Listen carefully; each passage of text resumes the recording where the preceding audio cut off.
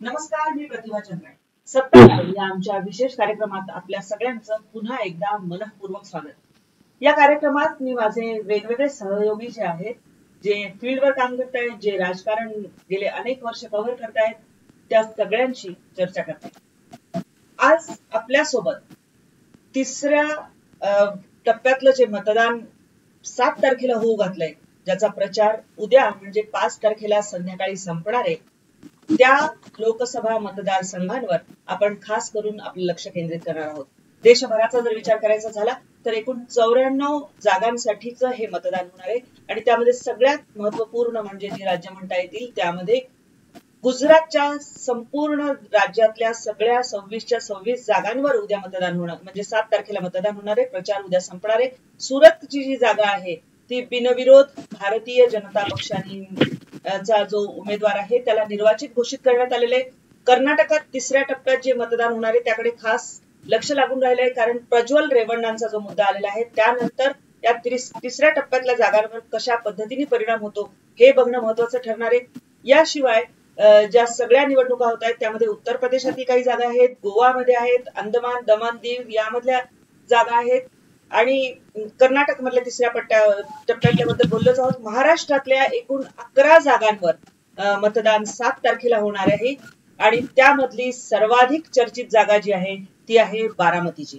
तर बारामतीमधून माझे ग्राउंड झिरोचे सहकारी जे बारामतीमध्ये सातत्याने बारामतीच्या बातम्या आपल्याला दाखवतात ते अमोल तोरणे आहेत माझ्यासोबत. अमोल, तुमचं खूप खूप स्वागत. नमस्कार. विशाल राजे जे मुंबईहून माझे वरिष्ठ सहकारी आहेत, जे सातत्याने या चर्चेमध्ये अनेक राजकीय अंगांनी विश्लेषण करतात, तेही आहेत. विशालजी, तुमचंही मनपूर्वक स्वागत. तर पहिल्यांदा आपण विचार करूया तो म्हणजे अमोल तोरणे यांच्याकडे जाऊन. अमोल, काय परिस्थिती आहे बारामतीमध्ये? पवार घराण्यातल्या 2 महिलांचं जे भवितव्य आहे ते मतपेटीमध्ये बंद होणार आहे. पवार घराण्याची लेक आणि पवार घराण्याची सून.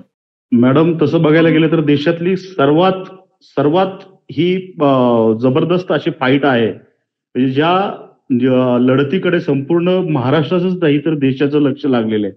वास्तविक पाहता पवारांनी आतापर्यंत मोठ्या पवारांनी आपल्या कुटुंबात कधीही दुही निर्माण होऊ नये याची काळजी सुरुवातीपासून घेतली. सुरुवातीला तसं बघायला गेलं तर आपण मागची जर स्थिती बघितली की ज्यावेळेस सुप्रियाताई सुळे ज्यावेळेस महाराष्ट्राच्या राजकारणात येणार होत्या आणि त्यावेळेस अशी परिस्थिती झाली होती माध्यमांमध्ये की त्या अजित पवार आणि दोघांमध्ये राजकीय संघर्ष परत निर्माण होतो की काय, पण त्यावेळेस ती स्थिती लक्षात घेऊन शरद पवार साहेबांनी स्वतः ते राज्यसभेवरती गेले आणि लोकसभेवरती 2009ला मला वाटतं सुप्रिया सुळेंना दिल्लीमध्ये पाठवलं.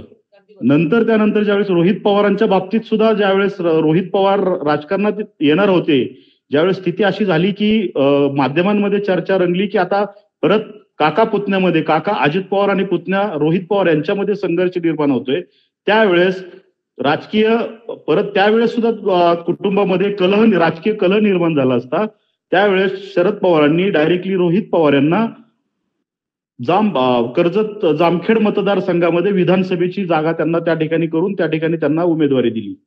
त्यामुळं सुरुवातीला त्यांनी जिल्हा परिषदेत दिली. जिल्हा परिषदेची सुरुवातीला ज्यावेळेस रोहित पवारांना उमेदवारी दिली त्यावेळेस याच बारामतीमध्ये पुन्हा भविष्यात अजित पवारांच्या विरोधात रोहित पवार उभे राहतात का काय अशी चर्चा रंगली होती. त्यावेळेस ती पुढं आणखीन राजकीय वाद वाढू नये म्हणून शरद पवारांनी रोहित पवार यांना कर्जत जामखेडला पाठवलं.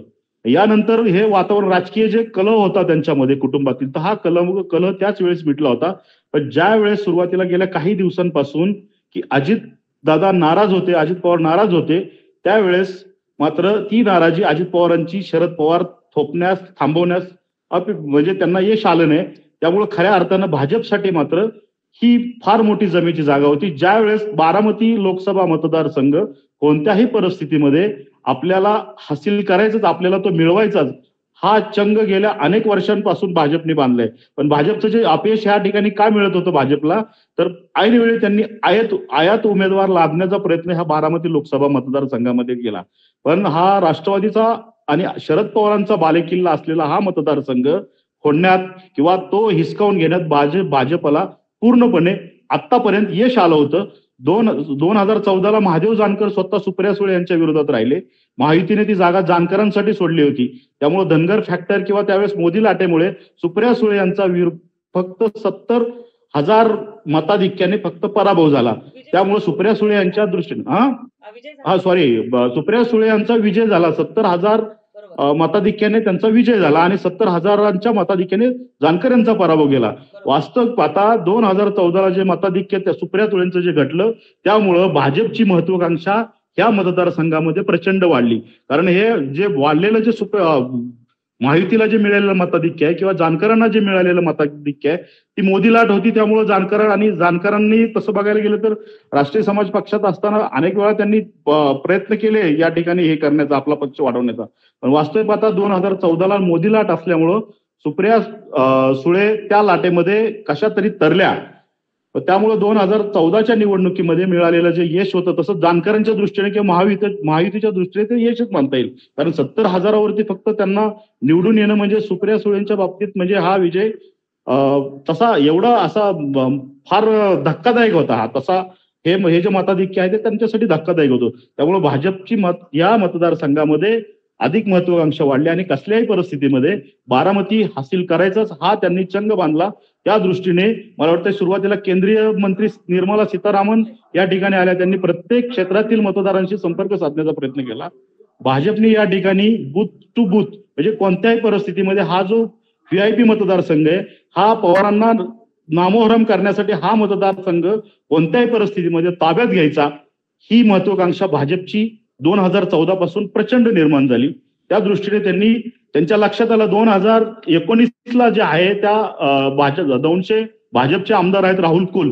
त्या राहुल कुल यांना त्यांनी राहुल कुल यांच्या पत्नी ज्या आहेत कांचन कुल कांचन कुल मतदार म्हणून उमेदवार म्हणून होत्या आणि त्यांनी कशा पद्धतीने फाईट दिली हे सुद्धा बघण्यासारखं आहे. कारण अमोल बरोबर 5,30,000च्या वर मतं जवळपास कांचन कुल यांना मिळालेली होती आणि मिळाली होती राजकारणामध्ये. बरोबर आहे. नवख्या असताना सुद्धा त्यांचं मात्र काय झालं 2014च्या तुलनेमध्ये त्यांचं जे मताधिक्य आहे ते तसं त्या तुलनेने भाजपला आणि भाजपचा वैशिष्ट्य त्या निवडणुकीमध्ये केंद्रीय मंत्री अमित शहा यांनी देखील ह्या बारामतीमध्ये कांचन कुल यांच्या प्रचारार्थ सभा घेतल्या होत्या. तत्कालीन पालकमंत्री चंद्रकांत पाटील हे तळ ठोकून बारामतीमध्ये मुक्कामी राहिले होते. पूर्ण ताकद त्या मतदारसंघामध्ये लावली होती. पण तरी देखील भाजपला आणि त्यावेळेस अशी परिस्थिती झाली की कोण निवडून येईल हे सांगता येत नव्हतं. तरी देखील पवार आणि त्यावेळेस अजित पवारांनी पूर्ण बारामती विधानसभा मतदारसंघामध्ये पूर्ण ताकद लावली. शरद पवारांनी सुद्धा पूर्ण लोकसभा मतदारसंघात ताकद लावली. शेवटी हा पवारांचा बालेकिल्ला असल्यामुळे तो त्यांना साध्य करता आला नाही. मात्र जे कांचन कुल यांना जो मिळालेले मताधिक्य ते सुप्रिया सुळेंचं जे मताधिक्य 70,000 होतं ते मला वाटतं किती 1,40,000 त्या विजयी झाल्या. वास्तविक पाहता 2014च्या तुलनेत तसं बघायला गेलं त्यावेळेस मोदी लाट होते. 2019च्या तुलनेत ही तीच परिस्थिती होती. भाजपनं लावलेल्या ताकदीचा फायदा झाला. म्हणजे तसं बघायला गेलं तर मताधिक्य जरी समजा सुप्रिया सुळेंचं वाढलं असलं तरी भाजपसाठी मात्र आपण यशाच्या जवळ आलोय ह्याची जाणीव झाली. त्यामुळे त्यांनी 2000 थांबवते. विशालजी आपल्याकडे आहेत. मी पुन्हा येणार आहे तुमच्याकडे ग्राउंड झिरोची आत्ताची परिस्थिती जाणून घेण्यासाठी.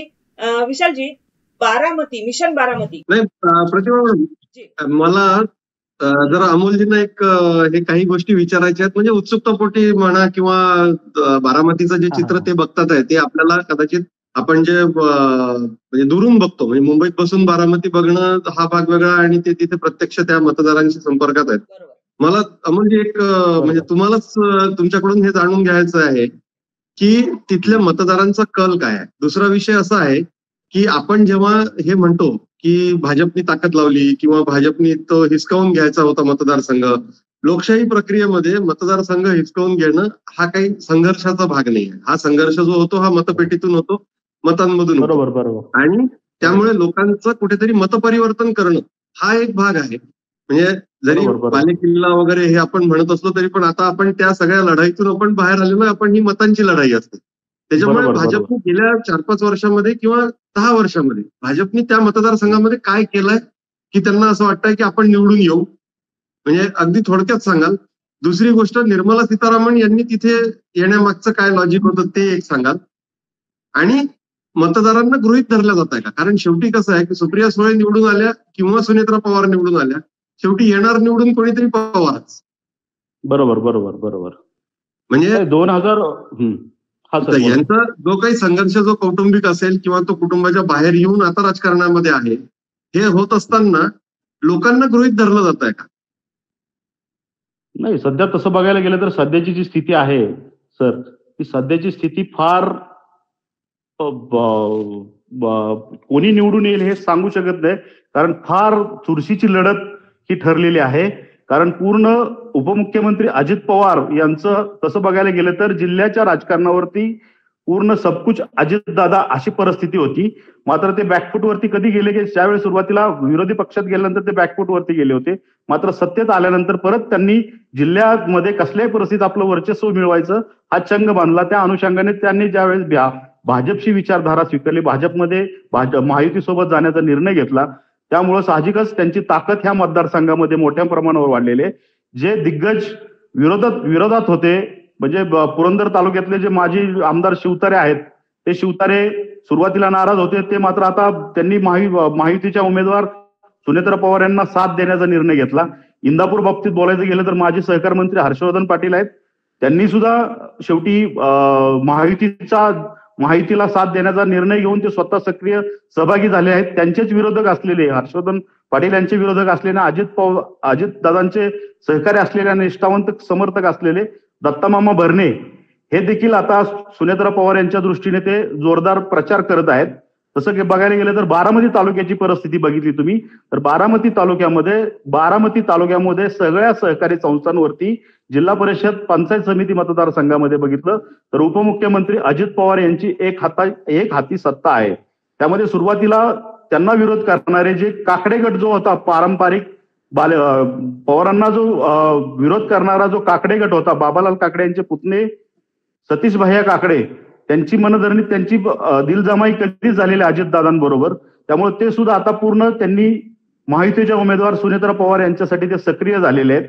दुसरी गोष्ट म्हणजे जे माळेगाव कारखान्याचे माजी अध्यक्ष होते चंद्रराव तावरे, ते सहकार्यातील फार मोठी व्यक्ती आहे की त्यांनी 1995 मध्ये अजितदादांच्या विरोधात विधानसभेची निवडणूक लढवली होती. या दोघांचं तसं बघायला गेलं तर वेळा भोपळ्याचं म्हणजे नातं होतं, राजकीय नातं होतं. दोघांमध्ये राजकीय वैर त्यावेळेस पासून निर्माण झालं होतं. मध्यंतरीच्या काळात ते नंतर तो भाग वेगळा आहे, ते नंतर त्यांनी दिलजामे करून परत एकत्र आलेले विजय झाले. पण आताच्या निवडणुकीमध्ये त्यांचे सहकारी चंद्रराव तावरेंचे सहकारी जे माळेगाव कारखान्याचे जे अध्यक्ष होते रंजन कुमार तावरे, या दोघांची जी नाराजी आहे ती दोघांची नाराजी स्वतः देवेंद्र फडणवीस साहेबांनी दूर करून त्या दोघांना सुद्धा आता महायुतीचे उमेदवार सुनेत्रा पवार यांच्या प्रचारार्थ सक्रिय केलेला आहे. तसं बघायला गेलं तर अजित पवारांच्या बाजूने ही मोठी जमेची बाजू आहे.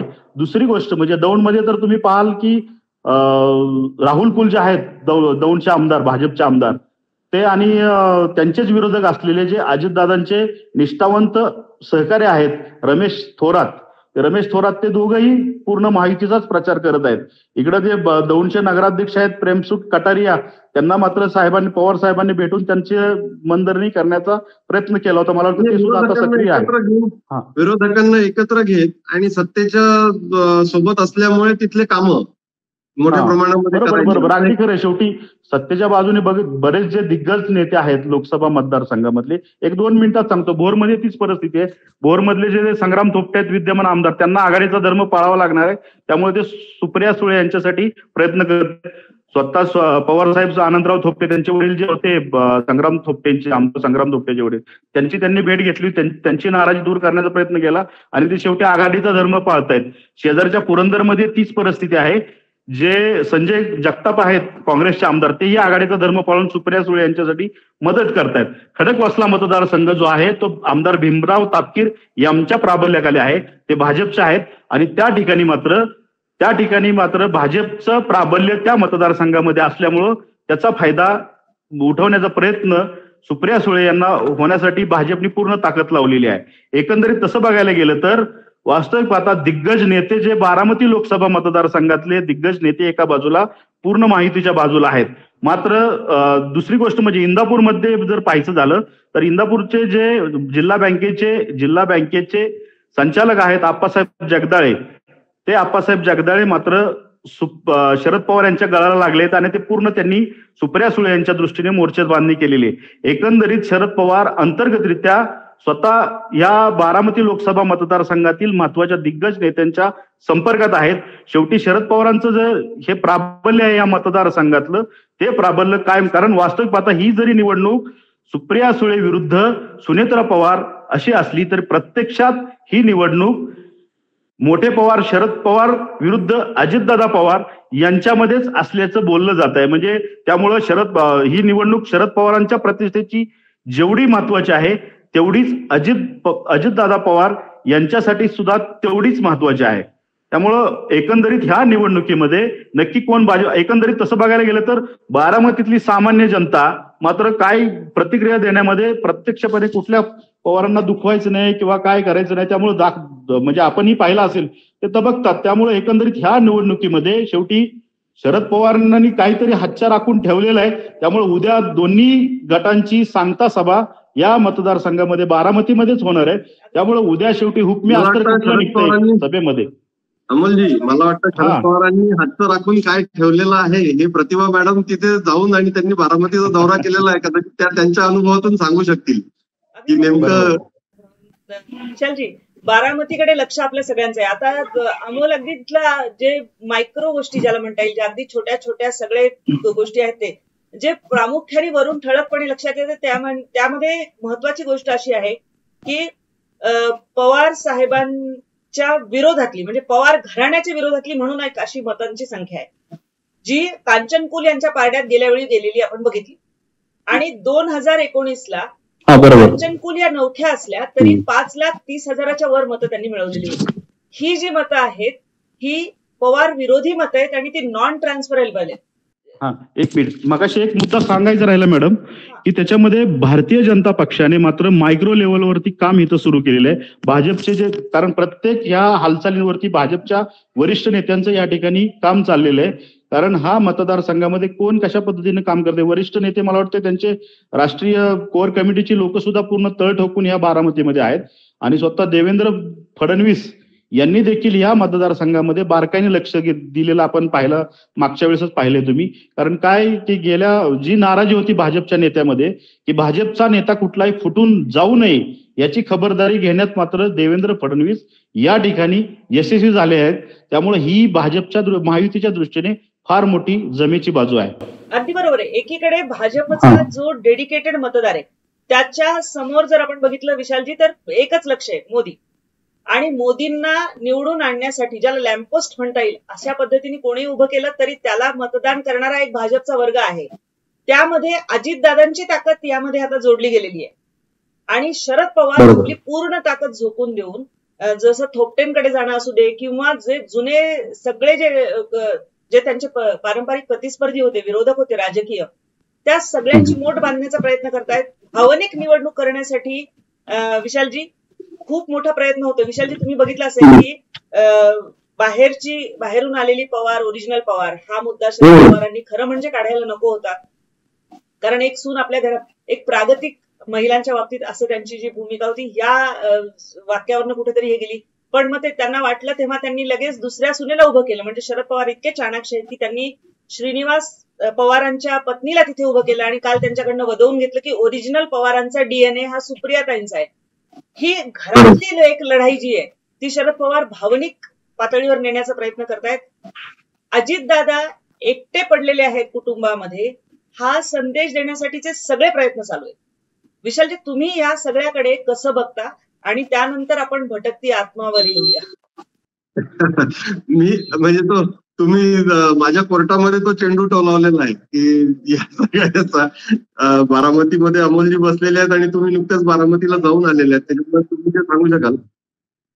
मी या सगळ्या ह्याच्याकडे ना मी वेगळ्या अँगलनी जरा बघतोय की ही कुटुंबातली लढाई आहे पवारांच्या, ही तर आहेच. म्हणजे कसं असतं की काही पिढ्यांमध्ये ज्यावेळी पिढ्या बदलतात त्यावेळी त्याच्यामध्ये कुठेतरी संवाद विसंवाद हे होत असतात आणि मग ते घर जे आहे ते बऱ्यापैकी ते सेपरेट होतं.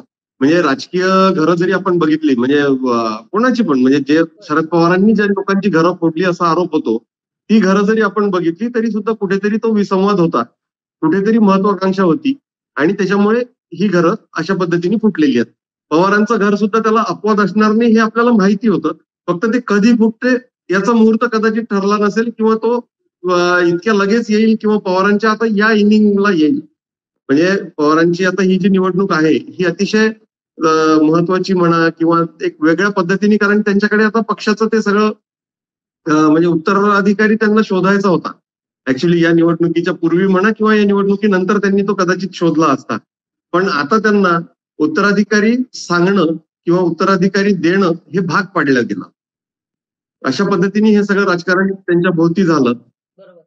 हा भाग जर बघितला तरी सुद्धा पवार विरुद्ध पवार, म्हणजे जसं मी अमोलजींशी पण बोलताना आता मगाशी जे म्हटलं की पवार विरुद्ध पवार हाच संघर्ष आहे. निवडून कोणीही आलं, म्हणजे सुप्रियाताई आल्या किंवा सुनेत्रा पवार आल्या तरी सुद्धा निवडून येणार पवारच. एक तर अजितदादा येतील किंवा शरद पवार येतील. शरद पवारांना पूर्ण राज्यामध्ये फिरता येऊ नये याच्यासाठी म्हणून त्यांना बारामती मतदारसंघामध्ये ब्लॉक केलेला आहे असं दिसतंय.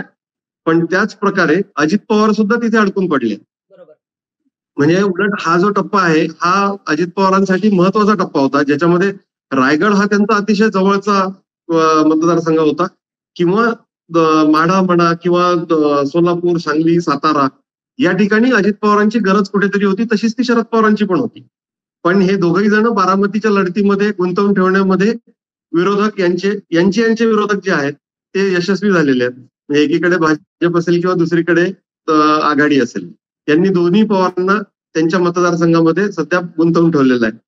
दुसरा विषय असा आहे की उद्याची बारामतीमधला जो संघर्ष आहे किंवा ही जी लढाई आहे, ही निवडणुकीची सगळी जी धामधूम आहे, या सगळ्या ह्याच्यामध्ये शरद पवारांपेक्षा मला असं वाटतं की अजित पवार यांची प्रतिष्ठा जास्त पणाला लागलेली आहे.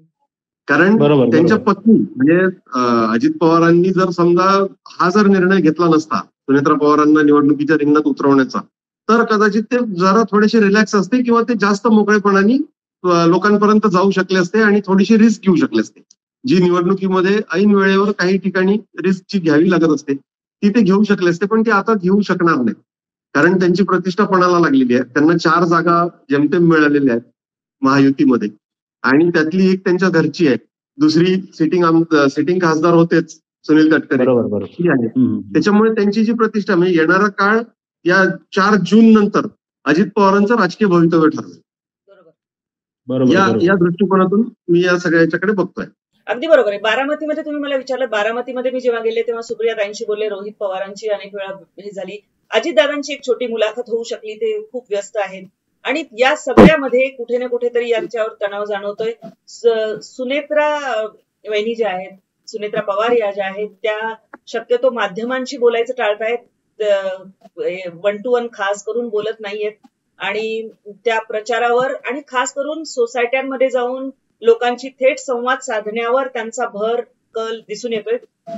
जो मुद्दा बारामतीमध्ये लक्षात आला त्यामध्ये दोन्हीही पवार गटांनी एक प्रकारे बारामतीकरांवर दहशत हा शब्द वापरणं थोडं अतिशयोक्त ठरलं तरी सुद्धा तो अयोग्य होणार नाही असं म्हणावं लागेल, कारण दोघांकडनंही त्यांच्यावर वेगळे वेगळे दबाव आहेत. आणि त्यामुळे लक्षात आलं की पुरुष बोलताना नरोवा कुंजरोवा अशा पद्धतीची उत्तरं देत होती आणि त्यांचं कुठेतरी काय शेवटी पवारच येणार, कुठले काही येणार पवारच येणार अशा पद्धतीची. पण महिला मात्र अगदी बेबाक होऊन बोलत होत्या. त्यामध्ये एक गोष्ट लक्षात आली की ज्या वयस्कर महिला होत्या त्यांची जी सहानुभूती आहे ती पवार साहेबांकडे आहे, कारण एक भावनिक मुद्दा असतो आणि या वयामध्ये कुठल्याही पितृतुल्य काकाला पुतण्यानी सोडणं या भावनिक दृष्टिकोनातून या वयस्कर गट जो आहे तो त्यांच्याकडे बघतोय. तर जो युवा वर्ग आहे त्याला स्वतःच्या राजकीय भवितव्याची पण चिंता आहे. एकतर म्हणजे अजित पवार हे राज्याचे उपमुख्यमंत्री आहे, पुढे अजून राजकीय भवितव्य आणि राजकीय जीवनातलं कारकीर्द असं जर बघितलं या निवडणुकीमध्ये गृहीत धरू की बॅकफुटवर यावं लागलं कदाचित, तरी सुद्धा एक मोठं राजकीय कारकीर्द ही अजूनही अजितदादांच्या समोर आहे. त्यांचं वय लक्षात घेता आणि ते लक्षात घेता जो मध्यमवर्गीय किंवा जो मध्यम वयातला किंवा तरुण वर्ग जो आहे तो कुठे ना कुठेतरी हे बघतोय, स्वतःचं भवितव्य त्यामध्ये शोधण्याचा प्रयत्न करतोय. म्हणजे या सगळी गणितं दिसली. आणि याशिवाय आणखी एक महत्वाचा मुद्दा जो लक्षात आला, जो दर्शक कॅमेरा समोर बोलत नव्हते तर कॅमेरा नंतर बोलत होते, त्यामुळे पवारांनी आम्हाला काय दिलं, आम्हाला थेट योजना कुठल्या मिळाल्या, खास करून रेशन जे पोहोचवलं गेलं किंवा 6,000 रुपये जे काही लोकांच्या खात्यामध्ये जात आहेत, त्या 6,000 रुपये आणि रेशन याबद्दल बोलणारा एक मोठा वर्ग होता. कदाचित ज्याला सायलेंट वोटर म्हणून, काल विनोद तावडे पुण्यामध्ये होते आणि तेच म्हणत होते की ते म्हणाले 5 जण असतील तर त्याच्यातले 2 जण बोलले किंवा 1 जण बोलला तरी 4 जण जे बोलत नाहीत, तो सायलेंट वोटर आहे आमचा, असा त्यांचा एक दावा होता. यामध्ये निर्मला सीतारामन आज पुन्हा आलेल्या आहेत. निर्मला सीतारामन यांनी यापूर्वीही दौरे केले होते आणि मिशन बारामतीवर लक्ष केंद्रित केलं होतं. या सगळ्याचा परिपाक म्हणून देवेंद्र फडणवीस यांनी आपलं किती त्यामध्ये ताकद टाकलेली आहे आणि किती चाणाक्षपणे त्यांनी ही व्यूहरचना केलेली असेल की बाकीचे जे सगळे दुसऱ्या फळीतले नेते आहेत, जे तसं म्हटलं तर पवारांचे पारंपरिक शत्रू किंवा प्रतिस्पर्धी, शत्रू हा शब्द नको म्हणायला, पण प्रतिस्पर्धी होते, त्यांना जोडून बोट बांधून देणे सुनेत्रा पवार यांच्याशी, हा जो प्रकार केलेला आहे, या सगळ्याकडे पाहणं फार रंजक ठरणार आहे. भटकती आत्मा असा जो उल्लेख केला विशालजी, त्याच्यामध्ये त्या वाक्याचे प्रतिसाद उमटणं स्वाभाविक होतं. कारण एका मोठ्या नेता जेव्हा अशा पद्धतीने एखादं वक्तव्य करत असतो पंतप्रधानांसारखा, तेव्हा त्याचे पडसाद उमटतातच. काय म्हणाल तुम्ही? नाही, आता ह्या गेल्या 1-1.5 वर्षामध्ये ना राजकीय भाषेची जी पातळी आहे ती इतकी खालावलेली आहे की म्हणजे आता आपण हा विचार करतोय, तुम्ही आता म्हणताना म्हणाले की शत्रू म्हणावं का, किंवा मी म्हंटल की बाबा ही मतांची लढाई आहे, हा काही संघर्ष नाही आहे, म्हणजे पण त्या शब्दप्रयोगाचं आता कुठेही सोयरसूतक हे राजकीय लोकांना राहिलेलं नाहीये. म्हणजे भटकती आत्मा वगैरे अशा पद्धतीने बोलणं, तर ते मला नाही वाटत की ते सर्वसामान्य लोकांना काही हे झालं असेल, म्हणजे अपील नाही होत त्याच्यावर. तिथे उत्स्फूर्तपणे टाळ्या कदाचित मिळत असतील किंवा संजय राऊतांसारख्यांनी एखाद्यानी स्क्रीनवर शिव्या देणं, म्हणजे हे बेजबाबदारपणाचं लक्षण आहे ज्या पद्धतीने हे बोलले जाते. आता पंतप्रधानांसारख्या माणसांनी जर असं भटकती आत्मा वगैरे म्हटलं, बरं त्यांना हे माहिती आहे, म्हणजे त्यांनी गेल्या 2 निवडणुका आपण पाहतोय, त्यांनी एक शब्द फक्त धरला आणि त्याच्या भरोश्यावर त्यांनी त्या 3 निवडणुका मला वाटतं एक मौत का सौदागर म्हणून पहिला एक शब्द त्यांनी तो धरला होता. त्यानंतर मला वाटतं गेल्या वेळी एक अजून कुठला शब्द होता आणि एक चौकीदार चोर आहे, चौकीदार चोर आहे, आणि दुसरा एक नीच असा शब्द काहीतरी वापरला गेला होता विरोधाकडून, काँग्रेसवाल्यांकडून. तर तो एक शब्द धरून त्यांनी कशा पद्धतीने ते सगळं कॅम्पेन फिरवलं होतं हे आपण बघितलं. आणि तरी सुद्धा अशा बोलत असताना त्यांनी पवारांबद्दल, म्हणजे शेवटी कसं आहे की शरद पवारांवर टीका ही सगळ्या स्तरावर केली जाते, सगळ्या प्रकारे केली जाते. म्हणजे शरद पवारांनी सुद्धा स्वतः म्हटलं होतं की बाबा हा जो महाराष्ट्रामध्ये भूकंप आला, या भूकंपाला मी कारणीभूत आहे एवढंच फक्त लोकांनी म्हटलं नाही, म्हणजे विरोधकांनी. म्हणजे इतक्या पातळीपर्यंत त्यांच्यावर टीका केली गेली, सगळ्या घटनांना त्यांना जबाबदार धरलं गेलं. म्हणजे मागे पण एकदा बोलताना आपला विषय असा झाला होता की सगळं जे काही आहे ते सगळं शरद पवार घडवून आणतात आणि शरद पवारांच्या भोवती राजकारण फिरते. हा एक काही पत्रकारांचं आवडतं विश्लेषण आहे, म्हणजे हा टोन पकडणं. तशा पद्धतीने सगळं जे काही घडतंय ते वाईट जे घडतंय ते शरद पवारांमुळे घडतंय असं सुद्धा म्हणणारे लोक आहेत. पण शेवटी कुठेतरी एक ती भाषेची पातळी, त्यांचा एक सन्मान तो टिकवला गेला पाहिजे, आणि तो या वक्तव्यामध्ये टिकला नाही. ते वक्तव्य काही फार चांगलं नव्हतं. मला असं वाटतं की त्या वक्तव्याचं म्हणजे शरद पवारांच्या गटाकडून ज्या पद्धतीने त्याचा एक कॅम्पेन फिरवण्यासाठी म्हणून उपयोग करायला पाहिजे होता, तो कदाचित त्यांना करता आला नाही तेवढा फारसा, किंवा तेवढी सहानुभूती त्यांच्यासोबत कदाचित नसावी. अगदी बरोबर. अमोलजी, तुमच्याकडे परत येते मी की अमोल, काय माहितीये का की पवार साहेबांची काही वाक्य पूर्वीची जी आहेत ती त्यांना यावेळी त्याच्यावरच काही वेळा शीर्षासन करावं लागलेलं आहे. एक म्हणजे बैल म्हातारा झाला की त्याला बाजार दाखवला पाहिजे, असं असू द्या, किंवा भाकरी फिरवायची वेळ आली आहे.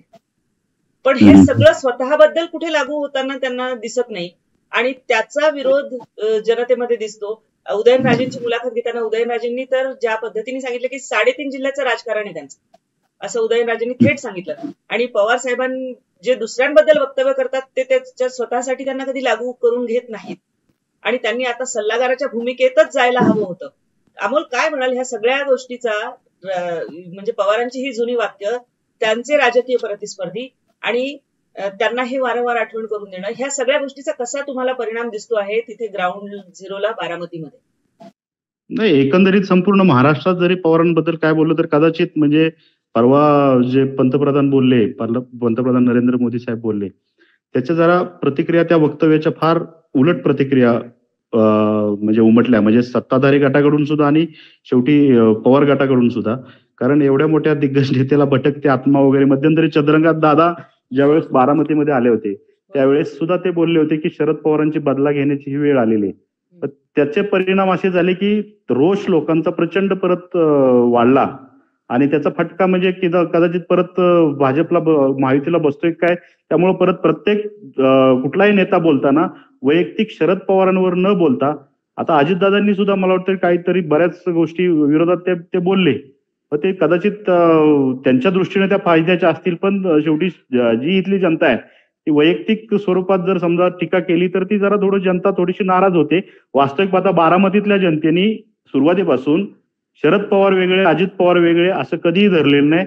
पवार कुटुंब एकसंघ आहे आणि पवार प्रेमीच बारामतीला. अजून सुद्धा तुम्हाला सांगतो मॅडम, बारामतीत जरी मतदान झालं तरी तुम्हाला एक गोष्ट गमतीची सांगावी असते. बऱ्याच ठिकाणी एका घरामध्ये जर समजा घरामध्ये जर 10 मतदान असेल तर 6 इकडे होतील, 4 तिकडे होतील, किंवा 5 इकडे होतील, 5 तिकडे होतील, किंवा काही ठराविक समजा 10-20% असे घराणे आहेत की त्याच्यामध्ये पूर्ण एका बाजूला होतील, 0 दुसऱ्या बाजूला होतील, असं सुद्धा होऊ शकतं. कारण काय की बारामतीकरांना अजून सुद्धा वाटतं की भविष्यात कदाचित जरी यांचे द्वंद्व एवढं निर्माण झालंय, सध्याची जी बघितली टिप्पणी एकमेकांवरती, ते मला नाही वाटत परत कधी हे एकत्र ह्यांचं जे भांडण आहे ते परत कधी मिटेल, राजकीय भांडण आहे ते परत कधी एक येतील. म्हणजे राजकारणात कौटुंबिक त्यांचा अजूनही हातच्या राखून ते बोलतायत सगळेजण, कुटुंबातील व्यक्ती त्यांच्या, की आमची जी लढाई आहे ती देशाच्या भवितव्यासाठी आहे, देशाच्या जनतेच्या महाराष्ट्राच्या स्वाभिमानासाठी आहे. आमची लढाई अजून हातच्या राखून ते बोलतायत की आमची लढाई जी आहे ती आमची लढाई कौटुंबिक नाहीये, आमचा वाद कौटुंबिक. त्यांनी हातच्या तो ठेवलेला आहे.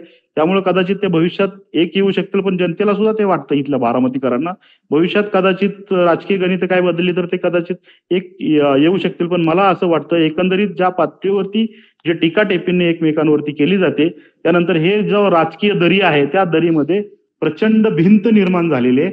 एकंदरीत अजितदादांचे जे आरोप पाहिले त्याला प्रत्युत्तर केलेलं, सुप्रियाताईंनी जे प्रत्युत्तर केलेलं पाहिलं तर एकंदरीत ही जी दरी यांची कौटुंबिक दरी आहे ती कौटुंबिक दरी प्रचंड वाढलेली आहे. एका बाजूला अजितदादा आहेत, दुसऱ्या बाजूला शरद पवारांच्या दृष्टीने अजितदादांचे जे बंधू आहेत, धाकटे बंधू, जे उद्योजक श्रीनिवास पवार, त्यांच्या पत्नी शर्मिला पवार आणि योगेंद्र पवार, जो नवीन चेहरा आहे तो नवीन चेहरा राजकारणात उतरण्याची शक्यता आहे. भविष्यातला राजकीय उमेदवार कदाचित अजितदादांच्या विरोधातला योगेंद्र पवार असू शकतील अशी सुद्धा योगेंद्रसाठी म्हणूनच श्रीनिवास पवार तिकडे गेलेले. म्हणजे तसंही म्हणता येईल. व्हिडिओमध्ये मी हे बोललो होतो की योगेंद्र पवारांच्या भवितव्याची कुठेतरी तजवीज त्यांना करायची आहे, जशी पार्थ पवारच्या भवितव्याची अजितदादांना करायची आहे तशी त्यांच्या बंधूंना करायची आहे. खरंय. पण एकंदरीत कुटुंब एका बाजूला जरी असलं तरी अजितदादांनी जी ताकद आहे, जे दिग्गज नेते आहेत ते दिग्गज नेते, जे कुटुंब जरी एका बाजूला असलं तर दिग्गज नेते मात्र आपल्याकडे ओढण्यात अजित पवारांनी ते मोठं यश मिळवलेलं आहे. त्यामुळे सर्वसामान्य जनता कोणाला साथ देते हे अद्यापपर्यंत मात्र गुलदस्त्यात आहे. त्यामुळे ह्या निवडणुकीत कोण बाजी मारेल हे मतदानाच्या दिवसापर्यंत नाही, मतदानाचा शेवटचा निकाल लागेपर्यंत कोणीही सांगू शकणार नाही. हेही तेवढंच खरं आहे. अगदी बरोबर आहे असं मला वाटतं. या सगळ्या निवडणुकीच्या सुरुवातीपासून माझ्या डोक्यामध्ये एक विचार सातत्याने येतोय. या अनेक नेत्यांची भाषणं ऐकले, त्याच्यानंतर मतदारांचं पर्सेंटेज पाहिलं, त्यानंतर उमेदवारी जाहीर होतानाचा सगळा संघर्ष पाहिला, किंवा उमेदवारी जाहीर करतानासाठी म्हणून या लोकांनी लावलेला सगळा क्रायटेरिया, म्हणजे कुठलाही पक्ष असो. त्यावेळी माझ्या डोक्यामध्ये राहून एक विषय असा आला की दिल्लीला महाराष्ट्राची जी नाडी आहे ती कधीच सापडलेली नाही. बरोबर. आणि ते म्हणजे त्याला ऐतिहासिक संदर्भ आहे. माझं हे जे वाक्य आहे हे आताचं नाही आहे, हे मी अगदी मोगलांपासून म्हणतोय की तेव्हापासून सुद्धा म्हणजे जो संघर्ष होता तो दिल्लीशी महाराष्ट्राचा संघर्ष कायम आहे. आणि जे आपण म्हणतो की दिल्लीचेही तख्त राखतो महाराष्ट्र माझा, तर तो यावेळी महाराष्ट्र खरंच राखेल का हा प्रश्न सातत्याने अनेक लोकांसमोर आहे. म्हणजे 48 मध्ये 45+ ज्यावेळी दावा केला जातोय तर तो 45+ ते तख्त राखण्यासाठी म्हणून तो दावा आहे. पण कुठेतरी ती साशंकता वाटते आहे. आणि परवाची मोदींची मुलाखत जर पाहिली तर मला असं वाटतं की माझ्या या संशयाला कुठेतरी अजून थोडासा आधार मिळतोय. कारण त्यांनी ज्या पद्धतीने उद्धव ठाकरेंबद्दल वक्तव्य केलं, दरवाजा किलकिला करून ठेवलेला आहे. येस, परतीचं दार जे आहे ते थोडंसं असं किलकिला केल्यासारखं आहे. अगदी बरोबर आहे. कारण एकंदरच बारामतीची बद्दल आपण चर्चा करतो आहोत, याला कारण असं की सगळ्यांचं लक्ष तिथे लागून राहिलेलं आहे. निर्णायक लढाई अशा अर्थाने आहे की अजित पवार आणि शरद पवार यांच्या दोघांच्याही दृष्टीने अत्यंत प्रतिष्ठेची ही लढाई आहे. काय होईल ते येत्या 7 तारखेला मतपेटीत बंद होणार आहे. उद्या प्रचाराच्या तोफा थंडावतील आणि त्यानंतरच्या 2 रात्री ह्या अक्षरशः दोन्ही गटांसाठी रात्र वैऱ्याची असते अशा असणार आहेत. अमोल, तुमच्याकडनं उद्या आम्ही पुन्हा जाणून घेणार आहोत, कारण उद्याच्या दोन्ही सभा आम्ही आमच्या दर्शकांना, तुम्हाला मी खास करून सांगू इच्छिते की तुम्ही या आमच्या दोन्ही चॅनल्सवर, नवभारत आणि नवराष्ट्रवर या लाईव्ह बघू शकाल. त्या जरूर बघा. तुमच्या ज्या कमेंट्स असतील त्या आम्हाला कळवा आणि या लोकसभा मतदारसंघाच्या निकालाबद्दल तुमचं काय मत आहे ते कळवायला विसरू नका. आमच्या दोन्ही चॅनलला सबस्क्राईब करा. माझे सगळे सहकारी माझ्याबरोबर नेहमीच या चर्चेमध्ये सहभागी होतात. विशालजी, तुमचे मनपूर्वक आभार. अमोलजी, तुमचेही आभार.